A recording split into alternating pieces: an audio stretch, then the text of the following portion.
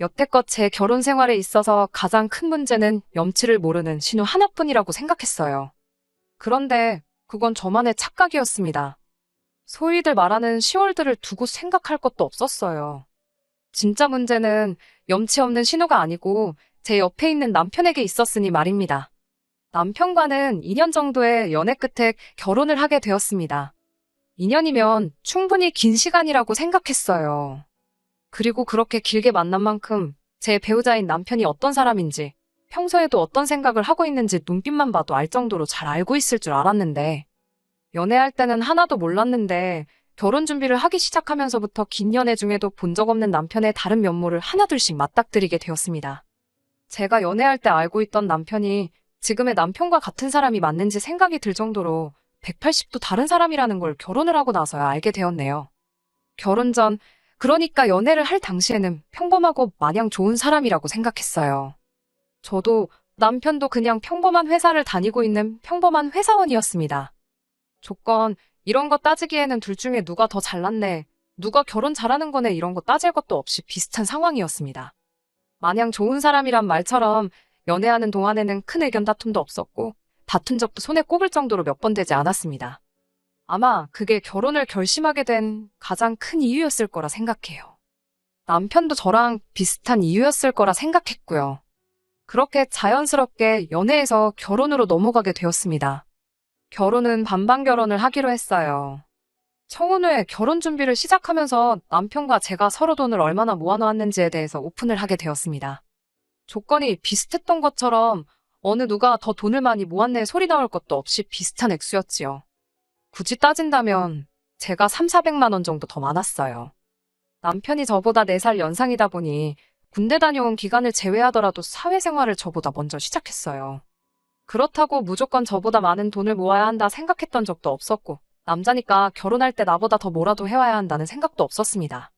그래도 남자라고 연애하는 동안 데이트 비용을 계산할 때 더치페이를 하기는 했지만 남편 쪽에서 좀 더 지출을 했었고, 그렇게 남들과 같은 평범한 연애를 하고 있다 생각했었지요. 밥값이다, 데이트 비용이다, 선물이다 뭐다 해서 저보다 좀 더 쓴 게 있었으니 모자란 돈이 3천, 4천 정도였다면 이야기가 달랐겠지만 제가 3,400만 원 더 가지고 있다고 해서 그걸 가지고 잘난 척을 한다던가 유세를 부린다거나 할 생각은 추호도 없었습니다. 그런데 남편은 자기가 모아놓은 돈이 좀 더 적다는 부분에서 조금 부담을 느끼기 시작했나 봐요. 오죽하면 그걸 가지고 저한테 미안하다고 사과까지 해왔으니 말이지요. 저는 아무래도 상관없다, 액수차가 큰 것도 아닌데 그럴 수도 있는 거 아니냐 하고 몇 번이나 말을 했지만 남편 귀에는 들어오질 않았던 것 같아요. 어떻게 보면 염치가 있다고 하겠지만 사실 그 이후부터 결혼식장에 들어갈 때까지 이 얼마 안 되는 돈 때문에 고생을 좀 하게 되었어요. 결혼 준비 시작부터 본식 날까지 7개월 정도의 기간이 걸렸는데 결혼식장에 신부 입장하는 그 순간까지 둘이 만나면서 나오는 비용에 대해 칼같이 계산을 하기 시작했습니다. 앞서 말씀드린 대로 남편이 연애하던 시기에는 더치페이를 하긴 했지만 조금이나마 더 비용을 부담하려고 했었어요. 그런데 이제 와서 정확하게 계산하는 게 서운하다, 뭐 그런 이야기를 하려는 게 아닙니다. 남편의 칼 같은 계산이 이따금씩 도를 지나치고 있다는 느낌을 받기 시작했거든요. 밥 먹다가도 제가 사이다 하나라도 시키면 계산할 때가 돼서 먹은 건 정확히 절반을 계산하더라도 제가 시킨 음료수에 대한 부분은 칼같이 제가 계산을 하게 했어요. 너 때문에 돈이 더 나왔으니 음료수 값은 너가 내라, 이런 식이었지요. 그러다가는 언젠가부터 남편은 같이 밥을 먹으러 가면 다른 거 볼 것도 없이 메뉴에서 가장 싼 음식을 주문해서 먹기 시작했습니다. 급기야는 데이트 약속이라도 있으면 식사는 집 근처에서 국수 같은 걸로 간단하게 때우려 들질 않나. 나중에 가서는 집에서 밥 먹고 나오라고 할 때도 있었어요. 데이트하는 동안도 원래 돈을 펑펑 쓰거나 하는 사람은 아니었지만 그래도 저런 모습을 처음 봤으니 적응이 되지 않더라고요. 둘이 식사해봐야 얼마나 나온다고 그러냐고 한번 다툰 적도 있었습니다. 당시 남편은 그게 자격지심이라는 걸 인정하지 않으면서도 계속 결혼할 때 저보다 돈을 덜 가지고 오는 게 마음에 걸려서 그러는 거라는 대답만 계속했지요. 막상 저는 아무 신경도 안 쓰는데 자기가 괜히 찔려서 그러는 게 자격지심 아니겠나요? 전후 사정을 알고 나니 한편으론 이해가 가면서도 결혼까지 몇 개월이나 더 남아있었는데 언제까지 이런 식으로 만나야 한다는 게 속상했지요. 외식이야, 결혼하고도 언제든지 할 수 있는 거지만 연애할 때랑 결혼하고 나서는 또 다른 이야기잖아요. 하지만 최대한 남편의 입장을 존중해주려고 노력했어요. 이렇게 아끼는 거 길어봐야 몇 달일 테고 말 맞다나 남편이 저런 식으로 고집을 부리는 게 결혼할 때 제가 가져오는 돈과 최대한 같은 액수를 가져오기 위해서 저러는 거라니. 한편으로는 방법이 조금 지나치긴 하지만 생활력이 강하고 절제할 줄 아는 성격을 가지고 있다는 게 달리 보이기도 했었거든요. 결혼 준비하면서 커플들이 많이 싸운다고도 하잖아요. 그런데 저런 식으로 행동하는 것 외에는 딱히 신경 곤두세울 일도 없었기도 했고, 결혼을 결정한 직후다 보니 따지고 보면 연애하던 기간, 아니, 결혼한 기간까지 통틀어서도 남편이 가장 좋게 보일 시기이기도 했었으니 이것도 서로를 알아가는 과정이라 생각하고 그냥 넘어가기로 했습니다. 좋은 점만 보려고 했던 거였지요. 막상 그렇게 먹을 돈 아껴서 가져온 게 100만 원 남짓한 돈이긴 했지만 말입니다. 좋은 점만 보려고 그냥 넘어갔던 제가 무색하게 결혼식 올리고 신혼집 들어가자마자부터 그랬던 남편이 180도 돌변하더군요. 연애하면서도 몰랐던 모습이었는데 사실 남편은 엄청 통이 크고 씀씀이가 좋은 사람이었다는 겁니다. 연애할 때도 저보다 돈을 조금 더 쓰긴 했지만 돈을 펑펑 쓰거나 하는 사람은 아니었었거든요. 특히 결혼 직전에 먹을 돈 아껴가며 긴축하는 모습을 보여줬으니 통이 그 정도로 큰 사람이라는 사실은 전혀 눈치를 채지 못했지요. 자기가 열심히 일해서 번 돈 어떻게 쓰던지 제가 관여할 것도 없고 못 쓰게 할 수도 없는 것이지만 남편의 지출 중 대부분이 남편의 가족, 특히나 신우를 위해 쓰는 돈이 엄청 많았던 거예요. 생각해보면 저보다 경력이 길었던 만큼 월급도 조금 더 많았던 남편이었는데 아무리 생각해도 모아놓은 돈이 저보다 적었던 데에는 다 이유가 있었던 건데 말이에요. 제가 그렇다고 허리띠 졸라매가며 돈을 모으고 하던 사람도 아니고 할 거 다 하고 쓸 거 다 쓰면서 살아왔으니 그런데도 불구하고 제가 남편이 모아놓은 돈보다 조금 더 모았던 그 이유가 다른 게 아니고 신우에게 돈을 퍼다 날르느라 그렇게 된 거라고는 정말 생각조차 해보지 못한 일이거든요. 신우 또한 연애하는 동안 결혼 준비할 때 한두 번 만난 게 전부였고 남편이 저한테 따로 언급조차 했던 적이 없어서 그냥 대면대면한 사이구나 그렇게 생각을 하고 있었는데 그게 아니었습니다. 신우가 손아래 신우였다면 차라리 어떻게든 이해를 해보려 했을 텐데 그것도 아니었습니다. 남편이 저보다 4살 위, 그리고 신우는 남편보다 2살이 더 많았으니 저랑은 나이 차이가 꽤 많이 나는데 아직도 남편이 경제적으로 신우를 도와주고 있다는 사실이 믿기지가 않았어요. 이미 저랑 연애를 하기 전부터 남편이 신우의 빚을 대신 갚아주고 있었더라고요. 전부를 갚아주는 건 아니지만 대출이자 정도를 보태주고 있었던 거예요. 듣자 하니 신우가 예전부터 일저일 벌려놓은 건 많은데 하나같이 다 망해가지고 빚이 좀 있었나 봅니다. 그런데 빚을 내서 이것저것 차렸던 사실을 신우가 심해부도 모르게 했다가 딱 걸렸나 보더라고요. 정신 빠진 여편네 이혼하네 어쩌네 하면서 엄청 일이 크게 번졌는데 심해부가 벌어오는 돈은 한 푼도 건들지 않는 선에서 대출을 상환하는 걸로 어떻게 마무리를 지었다고 해요. 시조카들이 있으니 심해부도 섣불리 이혼을 결정하지는 않았던 것 같은데 문제는 신우가 당장 사업이 아니라 일자리를 구한다 하더라도 대출금을 스스로 갚아내기엔 그 액수가 너무 컸던 게 문제였던 거죠. 그래서 남편이 언젠가부터 그 대출이자 갚는 걸 도와주고 있었던 거고요. 그 상황을 저는 전혀 모르고 있었으니 그 사실이 썩 유쾌하지도 않았고 그래도 이제 당신도 가정이 생겼는데 이제 신우 빚을 대신 갚아주는 건 그만해야 한다고 직접적으로 말을 한 적도 있었습니다. 남편이 정색을 하면서 저보고 피도 눈물도 없는 사람이냐며 그깟 몇십만 원 때문에 시조카드를 엄마 없이 아빠 없이 크게 할 수는 없지 않냐고 한 소리를 들었네요. 어차피 반반 결혼했고 생활비도 똑같이 줄 테고 내가 쓸 돈 아껴다가 누나한테 주는 거니 제가 신경 쓸 거 없다고 딱 잡아떼는데 그 상황에 저도 그럼 생활비만큼은 절대 손 떼지 말라 그 이야기 말고는 할 말이 없었습니다. 신우에게 들어가는 돈 외에는 연애할 때도 사이가 워낙 좋았던 남편과 저였기에 결혼 생활을 이어옴에 있어서 그다지 큰 문제가 있지는 않았어요. 저는 가랑비에 옷이 홀랑 젖고 있는 줄도 모르고 남편과 제가 사이가 좋기만 하면 됐지 하면서 이 현실을 외면하려고만 했었네요.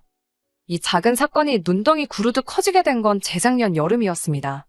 그나마 신우가 직장을 구해서 그 돈으로 대출원금을 갚고 모자란 건 남편이 내주고 시어머니가 내주고 하는 시기였는데 신우가 다니던 회사가 코로나 여파를 이기지 못하고 결국 망해버리고 말았던 거예요.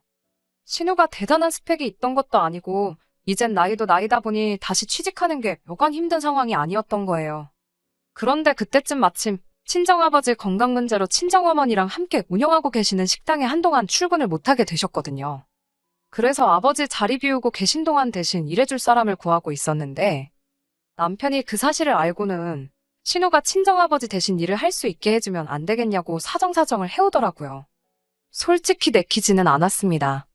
제 신우라는 관계도 관계인데다 제가 신우라는 사람을 썩 좋게 보고 있지도 않았고 말이에요. 그래서 물어보겠다 대답만 하고 말았는데 남편이 몸이 달아서 제 대답을 듣기도 전에 벌써 친정어머니한테 연락을 했더군요. 사위가 통사정을 해오며 간곡하게 부탁해오니 친정어머니 입장에서도 거절하기도 어려웠고 어차피 친정아버지가 건강 회복하면 없어질 임시직이나 마찬가지였던 자리다 보니 결국 남편의 부탁을 받아들이겠다고 하신 거였어요. 우려와는 다르게 친정어머니는 신우가 일도 빠릿빠릿하게 잘한다고 그러니 걱정하지 말라는 말을 해오셨어요. 젊은 사람이 불 앞에서 일하는 거 싫을 텐데 군소리도 안 하고 열심히 한다고 하는데 그때까지만 해도 제가 신우를 잘못 생각했구나 싶기도 했습니다. 그도 그럴 게 사실 결혼하자마자 남편이 신우 빚을 대신 갚아주고 있다는 사실을 알게 되었는데 신우를 좋게 볼 사람이 세상 천하에 어디 있겠어요? 그래서 신우하고는 결혼 생활을 이어온 내내 가깝게 지낸 적이 없었고요. 어쨌든 우려와는 다르게 열심히 일을 한다니 저도 한편으로는 안심이었어요. 신우도 진작에 회사 그만두고 친정어머니 가게에서 일할 걸 그랬다면서 적성에도 맞고 월급도 더 받으니 너무 좋다고 하더라고요.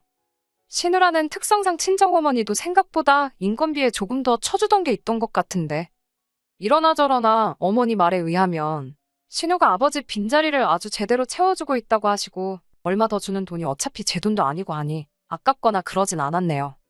그런데 열심히 한다던 신우가 그런 시커먼 속내를 가지고 있을 거라고는 생각도 못했습니다. 지난 겨울에 일 잘하고 있던 신우가 난데없이 오늘부로 그만하겠다 가게를 나오지 않았고 그렇게 한 달도 채 지나지 않아서 친정부모님 식당 근처에다가 똑같은 가게를 차렸거든요. 간판에 상호명까지 비슷하게 해놓았더라고요. 애초에 신우가 주방 불 앞에서 땀 흘리며 열심히 일했던 이유가 따로 있던 거였어요. 친정부모님 메뉴 비법을 알아낼 생각이었던 거예요. 가족이라는 특성도 있고 워낙 열심히 한 데다가 일하는 동안 친정어머니한테 신뢰도 많이 쌓아놨던지라 친정어머니가 육수랑 양념장 만드는 법을 신우한테 알려줬나 봐요. 가게 비법인데 그걸 뭐 맘대로 알려주냐 하실 분들도 계실 테지만 신우가 일하면서 언젠가 자기 가게를 갖고 싶다는 소리를 밥 먹듯이 하기도 했고 친정어머니 또한 비법이라고 꽁꽁 숨길 게 아니고 아버지 건강이 나아지면서 다시 가게에 나오실 수 있게 되시면 열심히 한 신우를 위해 기꺼이 알려줄 용의가 있었다고 해요. 그러니 친정어머니가 상심이 많이 크셨지요. 가만히 있어도 알려줄 비법이었는데 이렇게 뒤통수를 치고 길 건너에 가게를 열어버렸으니 말입니다. 심지어 처음엔 신우가 가게를 열었는지조차 모르고 있었어요. 단골 손님 중에 한 분이 2호점을 내도 어떻게 이렇게 가까운 곳에 내냐는 말을 해줘서 신우네 가게가 오픈을 하고 나서야 알게 되었던 거지요. 그 사실만 가지고도 신우가 용서가 안 되는데 글쎄 오는 손님들마다 신우가 한다는 소리가 아주 가관이었습니다. 친정부모님 가게는 곧 문을 닫을 계획이니 앞으로 여기로 오시면 된다는 있지도 않은 소리라든지 친정부모님 가게가 오래된 가게라 그런지 주방 위생 상태도 엉망이다 하는 험담까지 서슴지 않고 나오는 대로 짓거렸나 보더라고요. 이 사실을 알고 나니 저도 가만히 있을 생각은 없었습니다. 신우한테 쳐들어가기 전에 남편은 이 상황을 어떻게 생각하는지부터 알아야겠다 싶어서 남편 퇴근할 때까지 기다렸습니다. 남편한테 이 모든 걸 다 알고 있던 거냐 따지니 남편이 저한테 큰 소리를 치면서 적반하장으로 나오더군요. 당장 저한테 사과를 해도 모자랄 판일 텐데 저한테 변명조차 하지 않고 어린 반푼도 없는 소리만 쏟아내더군요. 네가 진짜 딸이면 장인장모 설득해서 하루라도 빨리 가게 문 닫게 하는 게 효도하는 거고 도와주는 거란 말을 하더군요. 장인장모 노후도 다 돼 있는데 벌만큼 번 거 아니냐? 장인이 저렇게 건강 안 좋아져서 가게도 못 나오는데 그 돈 더 벌어서 어디다 쓰려고 꾸역꾸역 가게를 돌리고 있는 거? 그리고 그걸 그렇게 두는 것도 자식된 입장에서 불효라고 하는 겁니다. 지금이야 신우가 뒤통수 친 것처럼 느껴질 테고 기분 나쁘고 할 테지만 나중 가서는 장인장모도 저도 다 신우한테 고마워할 거라고 하는 겁니다. 그 말이 맞다 치더라도 남편은 이미 신우의 꿍꿍이나 모든 걸 다 알고 있던 게 용서가 되질 않았는데 남편이 이어서 하는 말이 더 충격적이었습니다. 신우 가게 차리는 돈, 거기에 자기가 결혼하고 나서부터 모아놓은 돈도 시부모 은퇴자금도 다 들어갔다는 거예요. 그러니 저도 두 발 벗고 나서서 친정부모님이 이참에 가게 문 닫게 설득 좀 하라고 하는 겁니다. 괜히 같은 음식 파는데 괜히 두 집이 있으면 수입이 반밖에 되지 않겠느냐며 빨리 우리도 투자금 회수하고 그러려면 제가 하루라도 더 빠르게 움직여야 한다는 소리를 하더군요. 연애하는 동안에 보여준 계산 확실한 모습은 온데간데 없고 그저 자기 가족들 잘 되기 위해서라면 처가가 어떻게 돼도 상관이 없다는 모습을 보여주니 오만정이 다 떨어지더군요. 남편 돈이 얼마나 들어갔던 간에 어차피 반반 결혼했고 결혼 후에도 서로 벌어온 돈 관리는 각자 알아서 하고 있었으니 그냥 이대로 갈라서 버리자고 이혼하자고 했습니다. 남편은 거기서도 악다구니를 쓰더군요. 저보고 착각을 해도 아주 단단히 하고 있다고. 시설도 훨씬 좋고 깔끔한 신우가게가 바로 길 건너에서 똑같은 음식을 파는데 상식적으로 누가 더 잘 되겠냐면서 말입니다. 자신감 넘치는 남편을 뒤로하고 저희는 정식으로 이혼 절차를 밟게 되었습니다. 애초에 신우빚 대신 갚아주고 있다는 사실을 알았을 때 확실히 짚고 넘어갔어야 했을 걸 아는 후회가 몰려오더라고요. 그 액수가 몇십만 원에 불과하고 생활비 제대로 주고 각자 번 돈 알아서 관리하는데 뭐가 문제겠냐며 넘어갈 게 아니고 말이죠. 현재는 숙려기간 중이고 친정아버지가 아직 완전히 괜찮아지신 게 아니라 주말에는 제가 나가서 도와드리고 있고 영업시간도 줄어드는 상태예요. 신우 가게는 장사가 잘 되는 듯 싶고 그만큼 저희 부모님 가게는 손님이 줄었지요. 친정어머니는 손님이 많이 줄었으니 회사 일 때문에도 힘들 텐데 제가 굳이 와서 도와줄 필요 없다고 하시는데 후회가 남는 결혼 생활도 생활이지만 어떻게든 저 인간만도 못한 자식들한테 한 방 먹여주고 싶은 생각뿐이네요. 1년 반 만에 다시 찾아뵙게 되었습니다. 신우가 친정부모님 비법 빼돌려서 길 건너에 가게 차린 사연 보냈던 쓰니입니다. 이렇게 다시 사연을 보내게 된 이유는 결론부터 말씀드리자면 좋은 소식 전해드리려고 이렇게 후기를 보내게 되었습니다. 가게 손님도 줄어들어 혼자서도 운영이 된다고 하셔서 저도 언젠가부터 주말에 도와드리러 가지 않게 되었어요. 남편과 신우한테 복수하는 상상도 하긴 했는데 워낙 제3도 바쁘기도 해서 그냥 넘어가게 되더라고요. 아무튼 그러던 와중에 2달 정도 지나고 나서 친정어머니한테서 연락이 왔어요. 아무래도 주말에 나오던 거 다시 나와줘야겠다고 하셨습니다. 제가 속상할까봐 친정어머니도 더 이상 저한테 가게 이야기를 하지 않으셨는데 무슨 일인가 해서 퇴근하고 가게에 들렀었어요. 얼마 전까지 텅텅 비어버린 가게였던 모습이 무색하게 예전만큼, 아니 예전보다 더 바쁜 것처럼 가게가 분주하게 돌아가고 있었습니다. 장사 끝나고 나서야 이게 어떻게 된 거냐고 친정어머니한테 물어봤더니 일단 처음에는 단골 손님들이 다시 돌아오기 시작했다고 하더라고요. 같은 음식인데도 불구하고 거기서 먹는 거랑 차이가 있는 것 같다고요.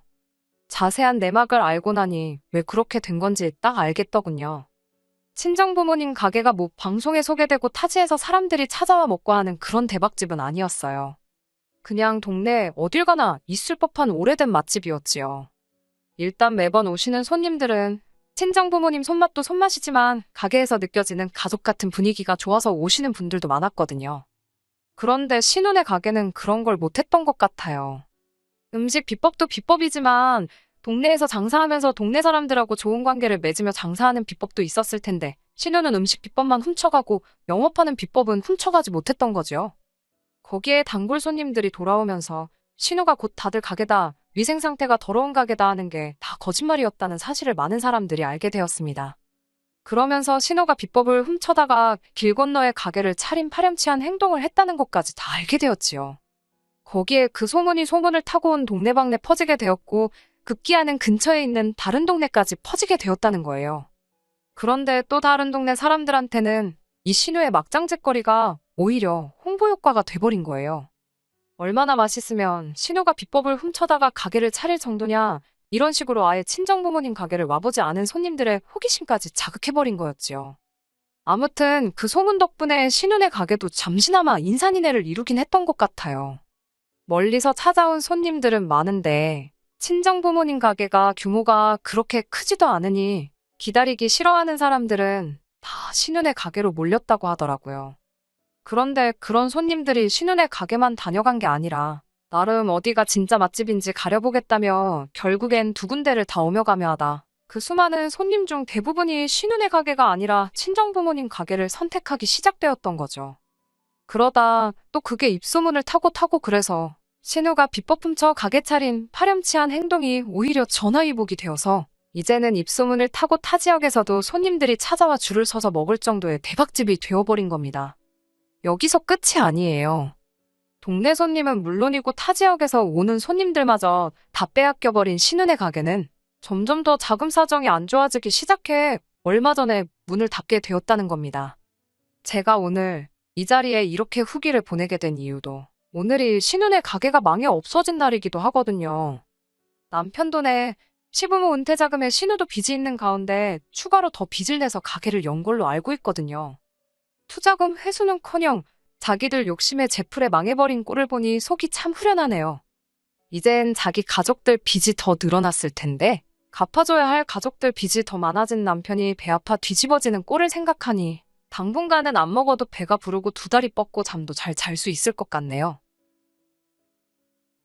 끝까지 들어주셔서 감사합니다. 오늘의 사연은 여기까지입니다. 구독과 좋아요, 알람 설정 부탁드리고 더 좋은 사연으로 다시 찾아뵙겠습니다. 감사합니다.